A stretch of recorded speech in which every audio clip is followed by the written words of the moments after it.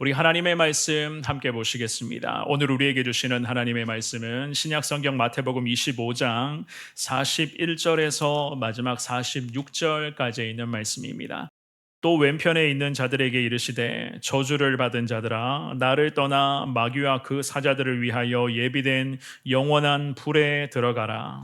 내가 줄일 때에 너희가 먹을 것을 주지 아니하였고 목마를 때에 마시게 하지 아니하였고 나그네 되었을 때에 영접하지 아니하였고 헐벗었을 때에 옷 입히지 아니하였고 병들었을 때와 옥에 갇혔을 때에 돌보지 아니하였느니라 하시니. 그들도 대답하여 이르되 주여 우리가 어느 때 주께서 줄이신 것이나 목마르신 것이나 나그네 되신 것이나 헐벗으신 것이나 병드신 것이나 옥에 갇히신 것을 보고 공양하지 같이 아니하더이까. 봅니다. 이에 임금이 대답하여 이르시되 내가 진실로 너희에게 이르노니 이 지극히 작은 자 하나에게 하지 아니한 것이 곧 내게 하지 아니한 것이니라 하시리니 그들은 영벌에 의인들은 영생에 들어가리라 하시니라. 아멘. 오늘 살펴보게 될 이 귀한 말씀을 통하여 우리 모든 성도님들 늘 깨어 기도하는 삶을 살아가시되 항상 여러분들의 삶이 내가 주님 안에서 깨어 있음을 증명할 수 있는 은혜로운 삶, 늘 열매 맺는 삶이 될 수 있기를 우리 주님의 이름으로 축원합니다. 제가 지난 영국 웨일즈 선교를 다녀오면서 여러 가지 그런 많은 것들을 좀 생각을 하게 되었는데요. 그 중에서도 특별히 제가 느낀 것이 하나 있습니다. 무엇을 제가 느끼고 도전을 받았는가 하면 깨어있는 교회와 그러지 못한 교회가 참 다르다는 것을 한 번 더 제가 보고 그 부분을 느끼게 되었습니다. 깨어있는 교회, 일단 제가 느낀 것은요, 현지에서 그 선교지에서 깨어있는 교회의 특징은 교회가 시끌벅적하다는 거예요. 시끌벅적하다. 단순히 성도님들이 많이 모이고 많은 성도들이 와서 예배를 드리기 때문에 교회가 시끌벅적하다는 그런 의미가 아닙니다. 시끌벅적하다는 그 의미는 몇몇의 성도님들에 불과한 교회일지라도 성도들이 하나님 안에서 살아있고 교회가 예수님의 은혜 가운데 교회로서의 제 역할, 하나님을 예배하며 그리스도의 복음으로 영혼을 구원하며 예수님의 사랑을 나눠주는 데에 제 역할을 다 하고 있었기 때문에 그런 교회가 참 시끌벅적하게 느껴졌고 깨어있는 교회로서 저는 그렇게 하나님의 마음을 알게 되었습니다. 그런데 반대로 영적으로 시름시름 앓고 있는 교회, 게다가 생명과 활력이 사라지는 교회의 모습은 그야말로 참 고요했습니다. 너무너무 고요하다 못해 교회 가운데 적막감이 막 들게 되더라고요. 성도가 없어서 성전 곳곳에 여러 가지 그런 적막함이 흐르는 것을 느끼게 되었고, 게다가 강대상이나 성전의 성구 여러 가지 그런 곳곳에 먼지가 소복히 쌓여 있는 것을 제가 보게 되었습니다. 성도가 없으니 성도들 간의 교제가 없고 그리스도의 복음으로 사랑을 나누고 전하는 그런 과정이 없으니 예배와 찬양과 기도의 목소리가 점점 더 교회 가운데 사라지고 있으니 성전의 거물은 그럴듯해 보이지만 그 성전 안에 정작 남아있는 것은 적막감과 쌓여있는 먼지가 자꾸 제 눈에 들어오더라고요. 유럽이나 기타 여러 선교지를 다니면서 늘 깨닫고 직면하며 도전받는 부분이 있습니다만은 교회라고 하는 간판이 이번 영국과 웨일즈 선교 기간에도 마찬가지입니다. 교회라고 하는 간판이 얼마나 많이 붙어 있는지를 모르겠어요. 곳곳에 교회라고 하는 간판이 다 붙어 있거든요. 그런데 교회라고 하는 그 간판이 걸려 있다고 해서 우리와 똑같은 교회인가? 안타깝지만 그것은 아닙니다. 교회라고 해서 전부 다 똑같지는 않습니다. 간판만 걸어 놓았다고 해서 다 교회인가? 아니거든요. 제가 늘 을지병원을 지나서 중계동이나 하계동으로 볼 일이 있어서 갈 때마다 도로변의 어느 한 건물의 모습을 보며 제가 때로는 마음이 좀 불편할 때가 종종 있습니다. 무슨 교회라고 하는 간판이 붙어 있거든요. 그런데 그것은 교회가 아니에요. 우리 성도님들도 아마 잘 알고 계시는 분들이 계실 것 같습니다. 그것은 교회가 아닙니다. 지금 그곳은 온갖 범죄와 나쁜 세력들이 모여있는 그런 집합체라고 하는 그러한 곳인데 그냥 버젓이 교회라고 하는 간판을 붙여 놓았으니 때로는 목회자로서 그곳을 지날 때마다 마음이 좀 불편할 때가 있거든요. 성경은 우리에게 말씀합니다. 교회라고 해도 전부 다 똑같은 교회가 아닌 것을 분명히 말씀을 해요. 소아시아 지역에 교회가 7군데가 있었죠. 그죠? 7개의 교회가 있었는데 그 7개의 교회 중에서 우리 주님이 어떤 한 특정 교회를 일컬어서 이러한 책망을 하신 적이 있었습니다. 바로 사대교회라는 교회였는데요. 우리 먼저 이 말씀을 읽고 오늘 말씀을 살펴볼게요. 계시록 3장 1절 말씀입니다. 사대교회를 향해서 하나님이 이렇게 말씀을 하셨어요. 읽어봅니다. 시작. 사대교회의 사자에게 편지하라. 하나님의 7영과 7별을 가지신 이가 이르시되 내가 내 행위를 아노니 내가 살았다 하는 이름을 가졌으나 죽은 자로다. 아멘. 하나님이 말씀하시죠.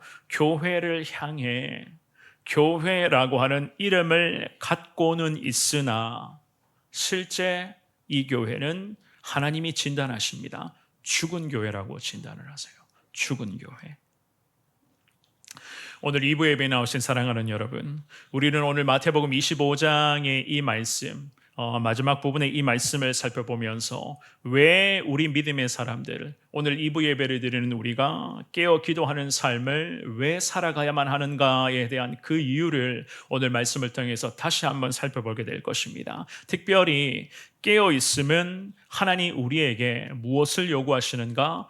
깨어 있음이라고 하는 것은 우리 삶에 증명하라고 주님이 말씀을 하시는 거예요. 오늘 이 주시는 귀한 말씀을 기억하시면서 특별히 하반기 사역을 본격적으로 시작하는 우리 성원교회 가운데 하나님 오늘 이 귀한 말씀이 특별한 은혜가 되게 하시고 이 말씀을 통해서 온 성도들이 더 하나님 은혜 가운데 깨어 있게 해달라. 우리 성도님들 기도하는 마음으로 주시는 말씀 앞에 오늘도 아멘하며 순종할 수 있는 여러분들 다 될 수 있기를 한 번 더 주님의 이름으로 축원합니다. 우리는 오늘 본문의 말씀을 통해서 두 가지 하나님이 주시는 그 은혜의 깨달음들을 한번 살펴보겠는데요. 첫 번째입니다. 깨어 있음은 증명하는 것이다. 어떻게 우리가 깨어 있음을 증명할 수가 있는가? 분리됨을 항상 경계하셔야 돼요. 분리됨을 철저히 경계하라. 주일마다 마태복음 25장의 이 말씀을 우리가 마태복음 25장 1절에서부터 오늘 본문의 마지막 46절까지 오늘이 네 번째 시간이거든요. 그 마지막 시간은 우리가 오늘 말씀을 살펴보고 있는데 깨어있는 그리스도인들의 특징과 또한 깨어있지 못하는 자들의 그러한 모습을 보면서 과연 우리가 어떠한 부분들을 신앙적으로 반면교사 삼아야 할 것인가를 오늘도 마찬가지 주님이 우리에게 가르쳐 주십니다. 본문의 41절을 한 번 더 같은 목소리를 읽어봅니다. 41절 자 시작. 또 왼편에 있는 자들에게 이르시되 저주를 받은 자들아 나를 떠나 마귀와 그 사자들을 위하여 예비된 영원한 불에 들어가라. 아멘. 예수님이 말씀을 이어가십니다. 이번에는 왼편, 왼쪽이라고 말씀을 하시죠. 지난주일에 우리가 살펴보셨습니다. 다들 기억하시나요? 지난주에 우리가 말씀 살펴보셨죠.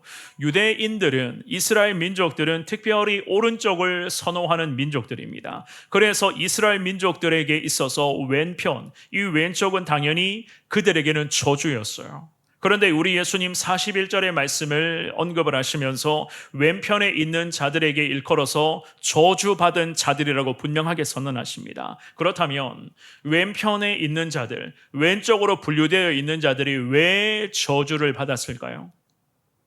그들이 예수님으로부터 저주를 받은 자들아 이러한 이야기를 듣게 된 이유가 있을 것 아닙니까? 왜 이 왼쪽에 있는 자들이 저주받았는가? 단순히 오른쪽은 축복이고 왼쪽은 저주이기 때문에 왼편에 있는 자들이 저주받았는가? 오늘 본문의 42절과 43절의 말씀을 한번 볼까요? 우리 두 구절을 같이 읽어봅니다. 시작. 내가 줄일 때에 너희가 먹을 것을 주지 아니하였고 목마를 때에 마시게 하지 아니하였고 나그네 되었을 때에 영접하지 아니하였고 헐벗었을 때에 옷 입히지 아니하였고 병들었을 때와 옥에 갇혔을 때에 돌보지 아니하였느니라 하시니. 아멘. 자, 이 42절, 43절을 잘 보시면 우리 예수님 반복하시는 구절이 하나 있죠. 그게 뭐죠? 아니하였고, 아니하였고, 아니하였고, 아니하였고, 마지막에 아니하였느니라 주님이 5번을 안 했다는 것을 지금 반복을 하세요.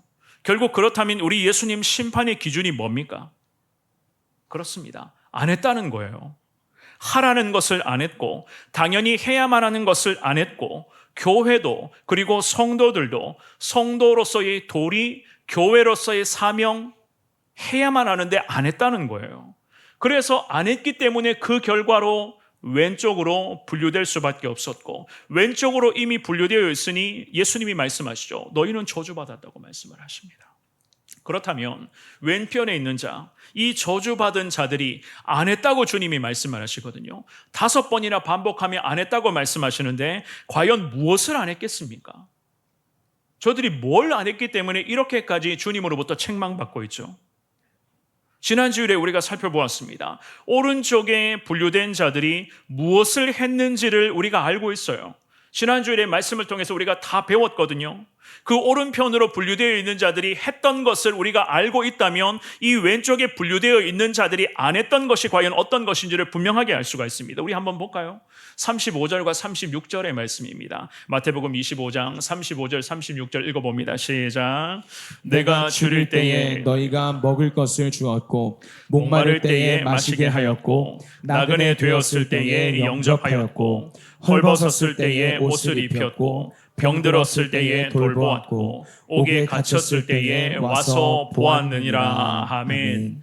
예수님께서는 오른쪽으로 분류된 자들이 그리스도인으로서 마땅히 행했었던 모든 삶의 모습을 요약하여 주님이 쭉 말씀을 하셨습니다. 줄일 때에 먹을 것을 주었고 목마를 때에 마시게 해 주었고 나그네들을 영접해 주었고 헐벗은 자들이 고통받을 때에 입혀 주었고 병들어서 시름시름 앓아가고 있는 믿음의 사람들을 돌보아 주었고 억울하게 감옥에 갇힌 자들을 살펴 주었다라고 예수님이 쭉 말씀을 하셨어요. 이 예수님이 지난주에 하셨던 이 말씀은 그리스도인으로서 살아가는 그 당연한 삶을 주님이 쭉 언급을 하신 겁니다. 저들이 구원받기 위해서 이렇게 살아갔던 것이 아니라 구원받은 자이기 때문에 당연히 이러한 삶을 살아가고 있었던 것입니다. 구원받은 자로서의 당연한 삶이었던 거예요.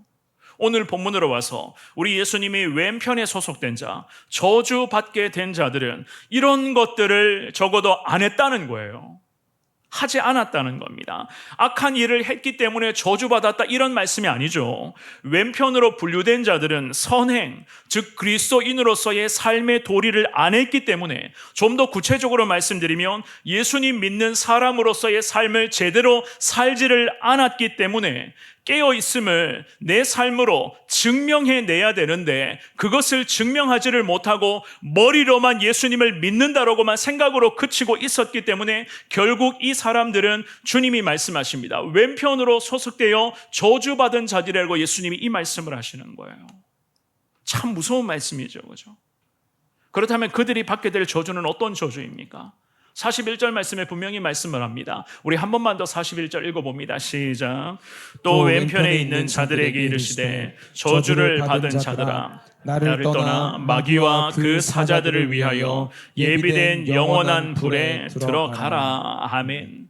그들이 받는 저주 결국 예수님으로부터의 분리예요. 그래서 41절 말씀에 나를 떠나게 된다라는 말씀을 하시거든요. 예수님의 자녀들이 예수님을 떠나게 되면 어떻게 됩니까? 그 다음 구절에 설명을 하십니다. 마귀와 그 마귀의 사자를 위해서 예비해 놓은 영원한 지옥불이 있는데 예수의 자녀들이 예수를 떠나게 되면 이 영원한 지옥불 구덩이에 들어가게 된다는 거예요. 지옥문이 열리게 된다는 겁니다. 우리 예수님 믿는 사람들에게 최고의 축복, 제가 늘 우리 성도님들에게 반복해서 말씀을 드렸죠. 우리 예수 믿는 사람들에게 있어서 최고의 축복은 오늘도 나와 함께 하시는 그 하나님의 은혜를 누리는 것이 우리에게는 최고의 축복 아니겠어요? 함께함의 그 은혜. 그런데 그리스도인들이 깨어있음을 삶으로 증명을 못하고 있으니 결국 우리가 어떻게 되는가? 주님으로부터 떠나게 된다는 거예요. 주님으로부터 하나님의 백성들이 분리된다는 겁니다. 관계 단절, 즉 분리를 의미하거든요. 하나님의 자녀들이 하나님으로부터 떠나게 되어 거룩한 주님의 자녀들이 주님으로부터 분리되어 그 다음은 어떻게 됩니까? 마귀와 그 사자를 위해서 예배해놓은 영원한 지옥 불구덩이에 결국 들어가게 된다. 성경은 그렇게 말씀합니다. 마귀와 사자들을 위해 준비해 놓은 불구덩이에요. 그런데 그 불구덩이에 주의 자녀들이 결국 주님으로부터 분리되어서 주의 자녀들이 그 불구덩이에 들어가게 된다고 말씀합니다. 그런데 앞선 구절, 우리가 지난주에 방금도 살펴보았지만 깨어있음을 내 삶으로 증명해내는 사람들, 오른쪽으로 분류된 사람들에게 예수님이 이런 말씀을 하셨잖아요. 34절을 다시 한 번 더 읽어볼까요? 34절 이 말씀을 읽어봅니다. 시작. 그때에 임금이 그 오른편에 있는 자들에게 이르시되 내 아버지께 복받을 자들이여 나와 창세로부터 너희를 위하여 예비된 나라를 상속받으라. 아멘.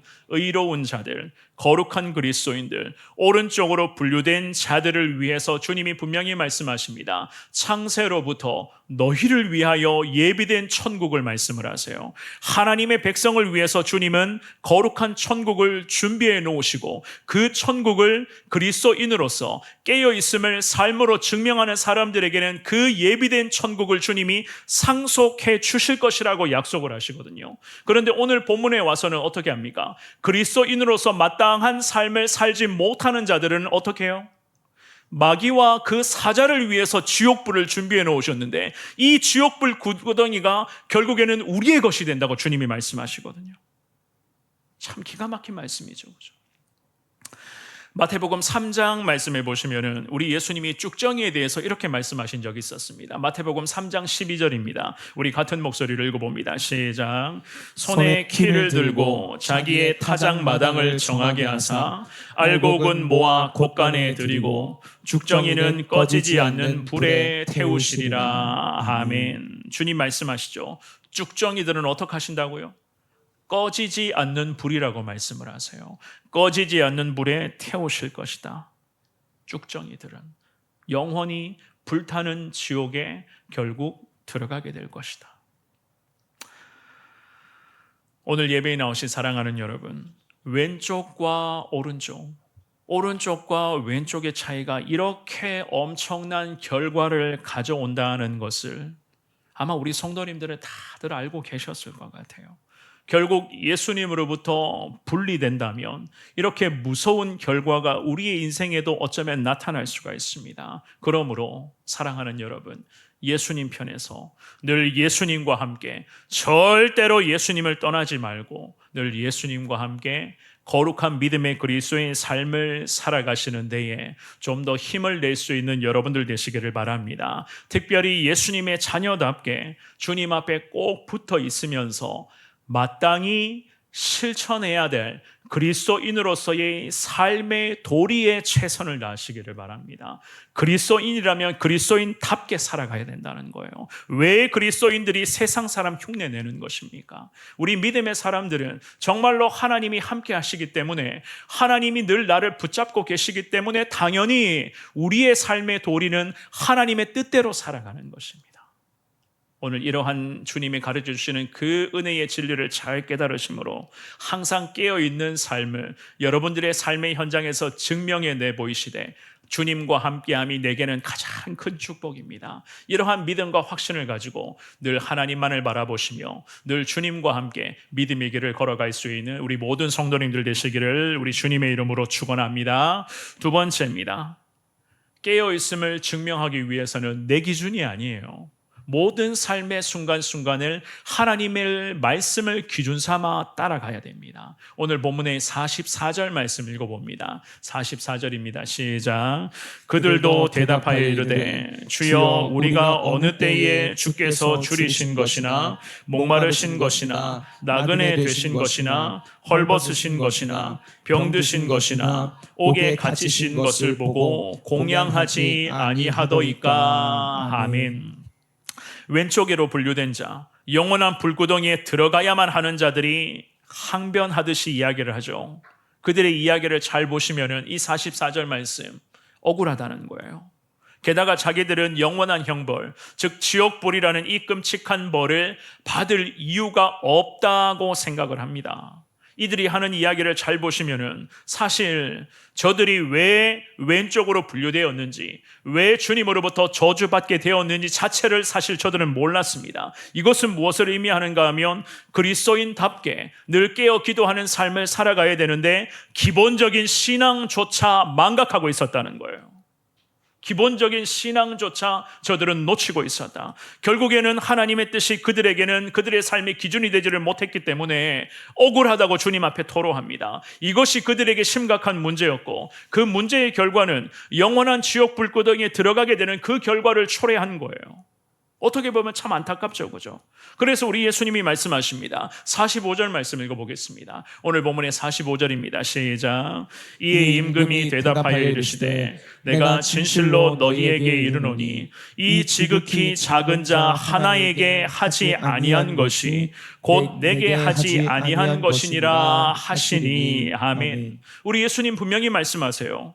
이 지극히 작은 자 하나에게 하지 않았다고 말씀을 하시거든요. 마찬가지입니다. 안 했다고 말씀을 하세요. 그런데 예수님의 말씀을 잘 보시면 이 지극히 작은 자에게 안 한 것이 주님이 이렇게 진단하시죠. 내게, 즉 예수님께 하지 않은 것과 똑같다는 거예요. 이것이 주님의 뜻이라는 겁니다.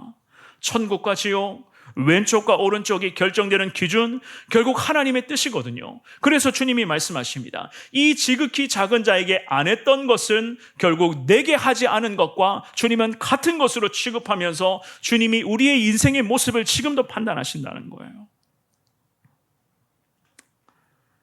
제가 예전에 가족들과 함께 의정부에서 살 때 일이었습니다.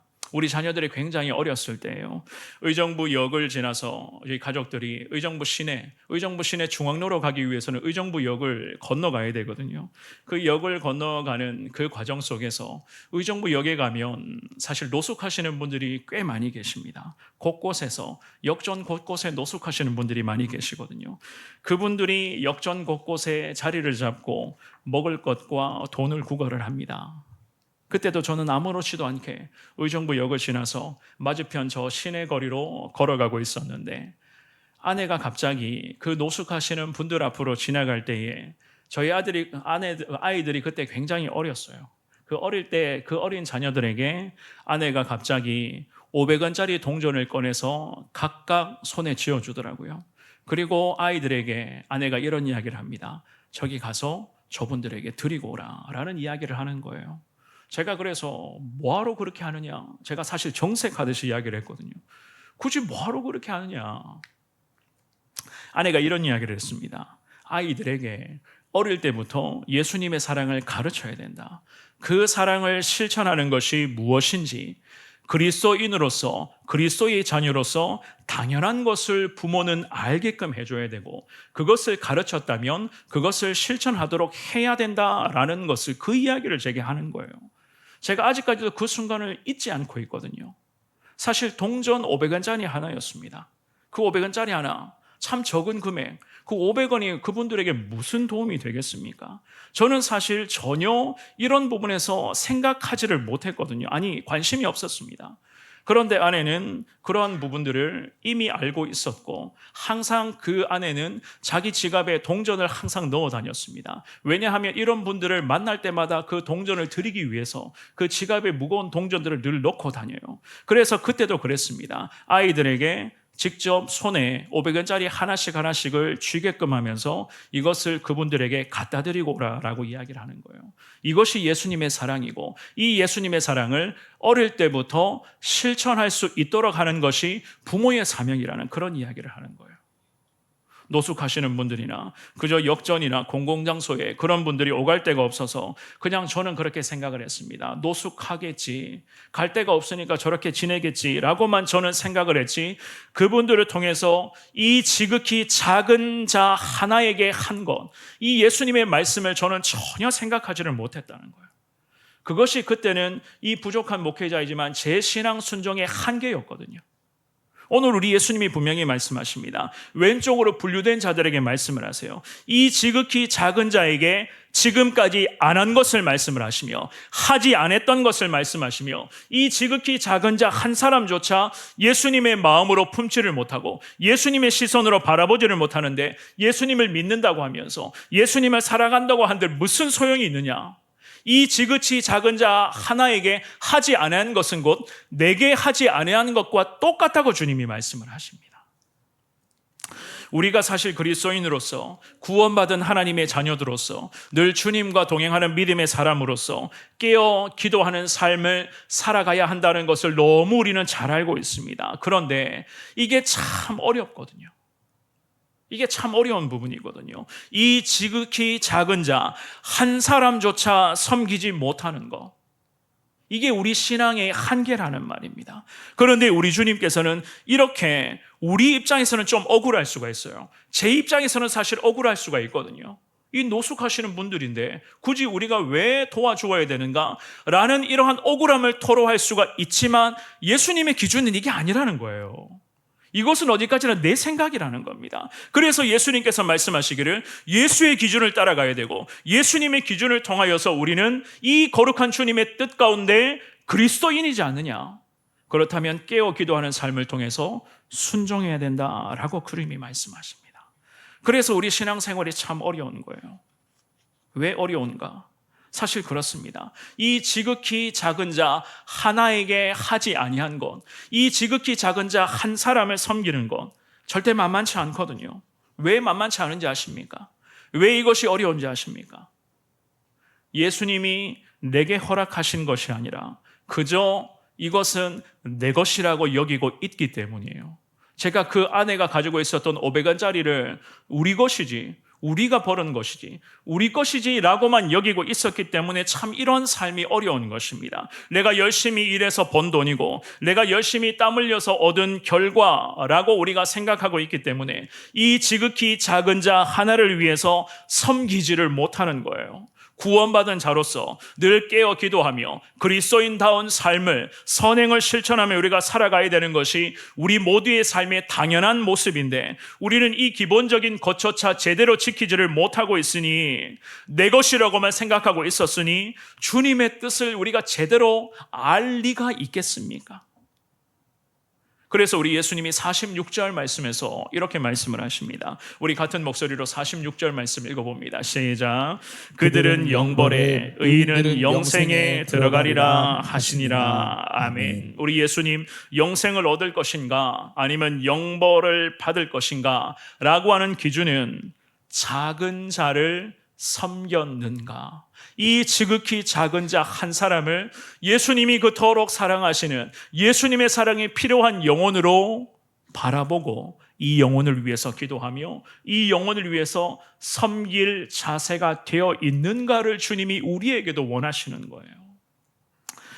우리를 구원하시기 위해서 우리 아버지 되시는 하나님께서는 아들 예수님을 이 땅에 보내어 주셨습니다. 그리고 십자가의 그 존귀하신 희생적 죽음과 그 놀라운 부활의 영광을 통해서 우리 모두에게 천국 시민권을 이미 주님은 보장해 주셨죠. 그래서 우리는 이 놀라운 복음을 믿고 확신함으로써 구원의 반열에 이르러서 오늘도 성령 하나님의 인도하심 가운데 살아가고 있는 거룩한 천국 백성이 되었습니다. 여러분들 이 사실을 다 믿으십니까?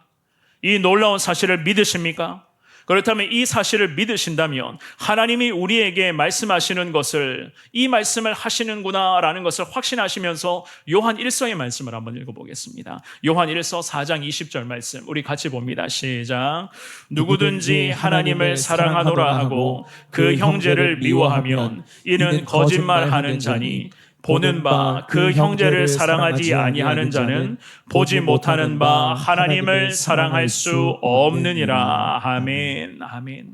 주님이 말씀하시죠. 하나님을 사랑한다고 하면서도 그 형제가 누구인지 모르겠어요. 여러분들 개인은 다 아시리라 생각을 합니다. 여전히 내가 미워하고 있는 그 사람을 계속 미워하며 하나님이 말씀하시죠. 거짓말이라고 말씀합니다. 어떤 게 거짓말이죠? 하나님 사랑합니다 라는 것이 거짓말이라는 거예요.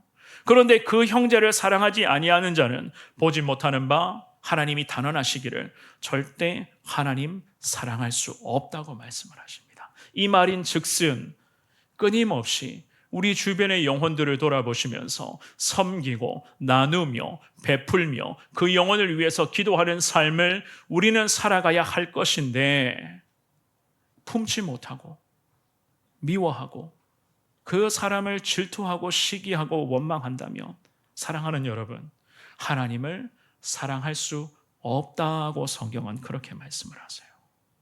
우리를 위해 생명도 내어주신 예수 그리스도의 존귀하신 십자가, 그 은혜로 구원받아 하나님을 사랑하며 살아가는 자 우리는 다 되었습니다. 그래서 늘 깨어 기도하는 삶으로 정말이지 내가 깨어 있다는 것을 우리는 내 삶으로 증명해내야만 하는 그리스도인들입니다. 그래서 주님이 말씀하시죠. 자기 앞에 있는 작은 자를 사랑하는 것이 보이지 않는 하나님을 사랑하는 것과 같다고 주님이 말씀을 하시는 거예요.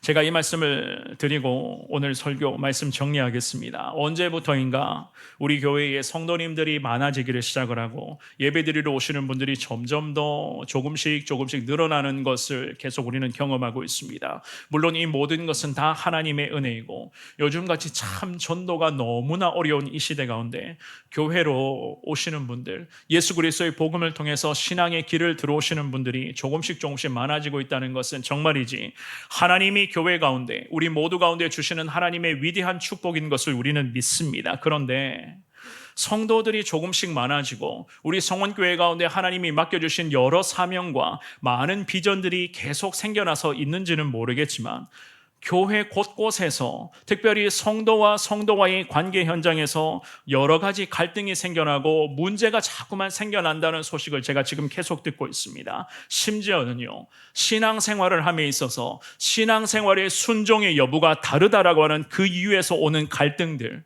게다가 셀 공동체, 셀 모임 안에서 겪게 되는 그러한 여러 가지의 셀 가족들 사이에서의 보이지 않는 어려움들, 심지어는 내가 이 사람 때문에 교회에 나오기 싫고 전도의 현장, 순종의 현장에 나오기가 부담스럽다라고 힘겨워하고 있는 성도들이 여기저기서 많이 생겨난다는 그 이야기를 부족한 목회자가 듣고 있습니다. 그런 것들이 제게도 마찬가지예요.